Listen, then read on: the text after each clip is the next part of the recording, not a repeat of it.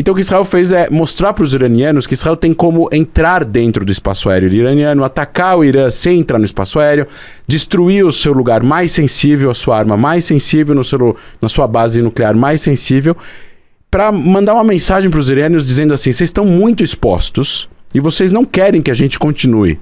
Então parem.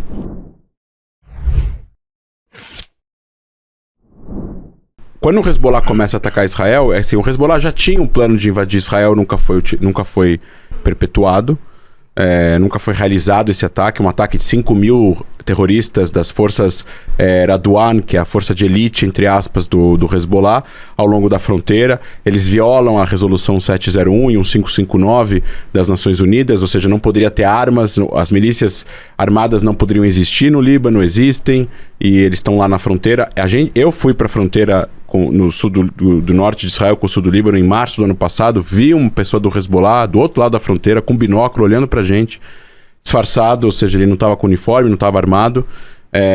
E aí o que acontece? Eles começam a atacar Israel, eles começam a jogar mísseis antitanque em casas israelenses, porque a Galileia é super montanhosa e tem partes do norte da Galileia que estão muito próximos à fronteira com o Líbano, que numa casa, numa rua, num pequeno vilarejo com um lugar lindo, você consegue enxergar o Líbano e o Líbano consegue enxergar você. Então, uma pessoa do Hezbollah que sai com RPG e atira, ele consegue atingir uma casa de um israelense. E assim, milhares de israelenses foram evacuados logo no dia 8, dia 9 de outubro.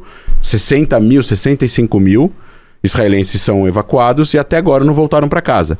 Esses ataques na fronteira entre Hezbollah e Israel começam gradativamente, em passos mais lentos no início e depois a passos mais acelerados, a aumentar. O Hezbollah começa a atirar cada vez mais longe dentro da fronteira norte de Israel e Israel começa a atingir cada vez mais profundo dentro do território libanês, com a força aérea de Israel.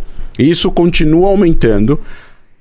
E lá por meados de junho, um pouco antes, o governo de Israel começa já a mencionar aos seus aliados de que não seria possível continuar com a situação assim ad eterno, de que os cidadãos israelenses precisam voltar para suas casas, o ano letivo das crianças israelenses começaria novamente no dia 1 de setembro, de que não tem como esses israelenses ficarem 65 mil ficarem fora de suas casas, porque no sul as pessoas já estão voltando para casa. Algumas comunidades, foram 30 comunidades atacadas pelo Hamas no dia 7 de outubro, já é seguro em muita parte dessas comunidades, apesar de estar destruído, tem lugares que tem que ser demolido, tem que reconstruir, isso demora. Mas a periculosidade para uma pessoa viver no sul de Israel, em Sderot, em Ofakim, em outras cidades, já não é não é mais perigoso. Não tem mais como o Hamas entrar em Israel e tal. E no norte ainda existe o perigo dos foguetes do Hezbollah. Então Israel começa a dar alguns ultimatos ao governo libanês, falar com Amos Hochstein, que é o responsável, seria o negociador americano para esse caso Líbano-Israel, porque ele é judeu, ele é libanês, ele fala árabe, ele fala hebraico, né? Ele fala árabe e hebraico, né? O Amos. Uhum. E ele foi pro Líbano e vem para Israel e tal, tentar negociar uma saída diplomática. Não teve solução, Israel começa a aumentar. O turning point de tudo isso é um ataque, suposto ataque, que Israel não assume, num prédio adjacente à embaixada do Irã em Damasco, no dia 1 de abril, né? Uhum. E aí as pessoas falam que foi na embaixada. Não foi na embaixada tá lá. Quem quiser colocar no Google Maps, a embaixada do Irã em Damasco tá intacta. O prédio adjacente, que não era um prédio que faz parte da embaixada, foi alugado pelas guardas revolucionárias iranianas e lá tinham várias reuniões de militares das guardas revolucionárias iranianas que estavam lá se reunindo para quê? Eles estavam tomando parte no conflito armado entre o Hezbollah e Israel. Eles estavam criando estratégias, eles estavam transferindo armas, eles estavam dando ordens e o míssil destruiu o prédio e matou 7, 8 oficiais das guardas revolucionárias, inclusive o chefe das forças responsáveis pela transferência de armas do Irã para o Líbano. E o Irã entendeu isso como uma violação à sua soberania. Matar um oficial das guardas revolucionárias é passar a linha vermelha, e respondeu atacando Israel no dia 13 de abril, que retalhou o Irã de uma forma muito singela e até fraca, de acordo com os... Simbólica, né? Simbólica. Israel atacou o radar, destruiu o radar, só o radar, da bateria antimísseis da base nuclear de Natanz, que é a base nuclear mais importante que o Irã tem. E assim, isso é a defesa aérea da base. Sem o radar, a bateria não funciona, a base fica desprotegida. Se você quiser atacar a base depois, você tem como. Então o que Israel fez é mostrar para os iranianos que Israel tem como entrar dentro do espaço aéreo iraniano, atacar o Irã sem entrar no espaço aéreo, destruir o seu lugar mais sensível, a sua arma mais sensível, na sua base nuclear mais sensível, para mandar uma mensagem para os iranianos dizendo assim: vocês estão muito expostos e vocês não querem que a gente continue. Então parem. E aí, os iranianos, eles absorveram o ataque, Israel não assume para possibilitar os iranianos de absorverem. Os iranianos inventaram a história que explodiu um tanque de gasolina e ficou por elas. E a partir de então, continuou aumentando as tensões. Os Houthis, que são bancados pelo Irã... Outro dia eu perguntei para alguém, não sei se foi você que me falou, como é que os Houthis, que são rebeldes e que são contra o governo oficial do Iêmen, bancados pelo Irã, no ocidente do Iêmen, né? Tem mísseis balísticos e tecnologia. Eles recebem do Irã. É tudo transferindo pronto. O computador, o programa, o míssil, a bateria, o silo, o caminhão, tudo é transferido do Irã direto para o Iêmen. Porque, na verdade, são armas iranianas, a mando do Irã, com orientação e até uma aula de como funciona de iranianos. E eles só falam: ataquem Israel através do solo do Iêmen para que o Irã não receba a resposta. Isso significa que o Irã está em guerra com Israel. Isso significa Pode ser que não seja uma guerra, ninguém tenha anunciado uma declaração de guerra. Mas se você tem um país que está atacando outro país permanentemente, num primeiro momento, ao longo da maior parte de um ano, através dos seus asseclas, das terroristas do Hamas, terroristas do Hezbollah, terroristas Houthis, milícias xiitas no Iraque e na Síria. A partir de um determinado momento, com lançamento direto de mísseis contra o território israelense. O que mais precisa para configurar uma guerra entre os dois países. Exatamente. E se os dois países estão em guerra, então os líderes do inimigo são passíveis de um ataque. Alguém em sã consciência na Segunda Guerra Mundial teria dito para os americanos ou para os ingleses que eles não podiam atacar o bunker onde o Hitler estava comandando a guerra? Não faz sentido nenhum. A questão, assim, é justamente o que o professor está falando. Então, no momento que o Irã ataca Israel diretamente com mísseis balísticos e drones, o Iêmen, os Houthis participam, Israel, junto com uma coalizão de países, consegue evitar 99% desse ataque de chegar ao solo israelense. Uma pessoa fica ferida, Israel faz esse gesto, e aí essa conta com os iranianos fica fechada, mas os iranianos continuam ativamente participando da guerra através das proxies. Então os iranianos falam o seguinte: não, foi Israel que matou um general iraniano em solo sírio, então eles merecem resposta. Não, é Israel que está respondendo o envolvimento do general iraniano através da sua transferência de armas para o Hezbollah. E eles assumem isso hoje em dia abertamente. Então eles estão participando do conflito aberto não de abril, desde outubro e desde antes, porque eles que construíram o Hezbollah é um grupo terrorista paramilitar com um exército de 80 mil pessoas que foi formado através de orientação ideológica e militar das guardas revolucionárias iranianas depois da revolução no Irã. E, para completar, quando chega um momento onde Israel, de uma certa forma, muda a sua estratégia ou adiciona ao fim da guerra os objetivos da guerra, devolver ao norte os seus cidadãos para que eles possam voltar com segurança, não sem segurança, a gente tem uma série de eventos que desencadeiam na eliminação do líder máximo do Hezbollah, o Hassan Nasrallah. Você tem a operação dos pagers, que até então a gente não pode interpretar de outra forma a não ser o Mossad, o Serviço Secreto de Israel, que em um momento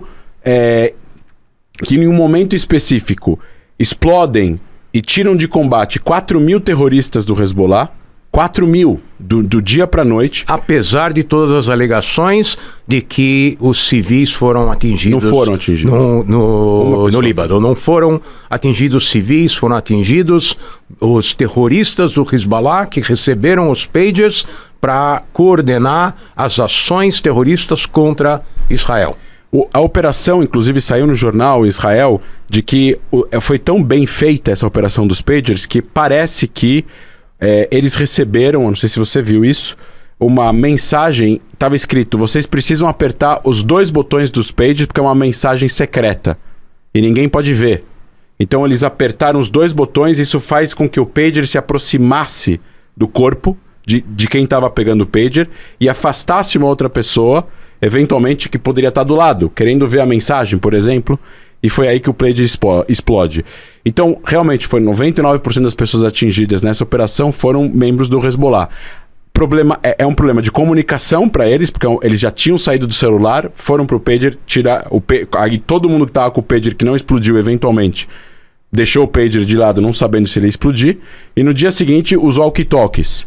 Então o Hezbollah recebeu um grande golpe, ele ficou desnorteado, não estava esperando isso. E aí, a partir de então, começou sucessivamente a eliminação de toda a linha de comando do Hezbollah, que terminou com a eliminação do chefe geral do Hezbollah, Nasrallah, que estava há 32 anos no cargo. Poderia dizer que seria o terrorista mais importante, mais procurado, mais perigoso do mundo atual. Era o Osama Bin Laden do Hezbollah. On steroids. Exato. On steroids, porque o Bin Laden estava escondido numa caverna quando ele foi pego. Ou numa casa no Paquistão. O Nasrallah também tentou se esconder, mas não conseguiu. Mas o Bin Laden tinha poder de fogo muito reduzido quando ele foi pego em 2011, naquela casa no Paquistão. Enquanto que o líder do Hezbollah, Nasrallah, tem um arsenal de 100 mil mísseis, 150 mil mísseis e 80 mil pessoas e $1 bilhão na conta para fazer um estrago muito maior no Oriente Médio contra Israel e o próprio Líbano. Então ele é eliminado, depois é eliminado o vice dele e o vice do vice. Não tem hoje nenhuma outra pessoa que pode entrar, não tem pessoas para subir de cargo no Hezbollah. Então, essa ação foi um grande golpe para o Irã, para o Hezbollah. O Hezbollah agora, estão falando nos jornais israelenses, de que ele está pedindo cessar-fogo incondicional.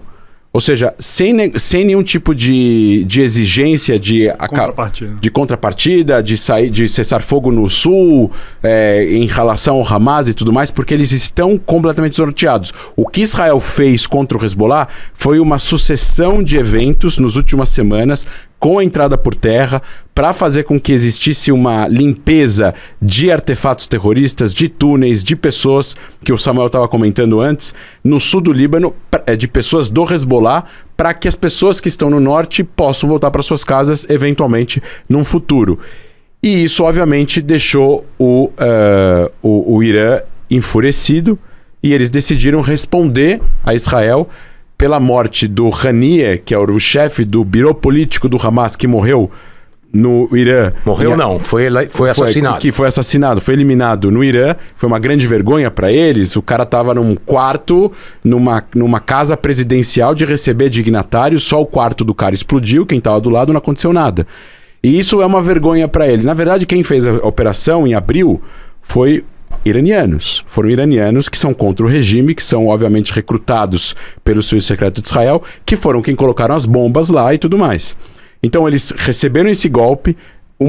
12 horas antes morre o chefe militar do Hezbollah, isso em abril, e aí eles ameaçaram retaliar. Não, isso foi em agosto, não foi em abril? Agosto, sim. Agosto. E aí eles ameaçaram retaliar e nunca retaliaram. E aí Israel faz essa operação dos pagers e tudo mais. Então o que acontece, quando o Irã retalha a segunda vez agora, eles usam mais mísseis balísticos. Eles tinham mandado, se não me engano, 110 dos 300 que eles mandaram, era uma parte drone, sim, parte outros artefatos. E agora eles mandaram 181. E dentro desses 81, eles mandaram os supersônicos, que são mais difíceis de serem abatidos. Então, todo o sistema antiaéreo, por mais que a tecnologia seja state of the art, não tem como você evitar que todos os mísseis sejam abatidos. caíram algumas coisas. As cenas que as pessoas viram na internet era mais destroços pegando fogo quando entraram na atmosfera do que mísseis em si. O míssil a 4.000 km por hora não dá para ver praticamente, é muito rápido. Então aquilo que as pessoas viram são destroços dos mísseis que foram destruídos no ar pegando fogo. Só que a gente está falando de destroços de 5 metros, 4 metros pegando fogo com combustível sólido. E se cai na cabeça de alguém, mata. Pode ser só um destroço, vai fazer um enorme dano. E aconteceu. E aconteceu com um palestino. Coitado de um palestino em Jericó, que foi morto por um míssil destroço iraniano. Só que pensa, um destroço de 5 metros é a mesma coisa que um míssil do Hamas sem ser abatido. Sim. Né? Então, e agora o que está acontecendo é a resposta de Israel, que não vai ser uma resposta igual a de abril.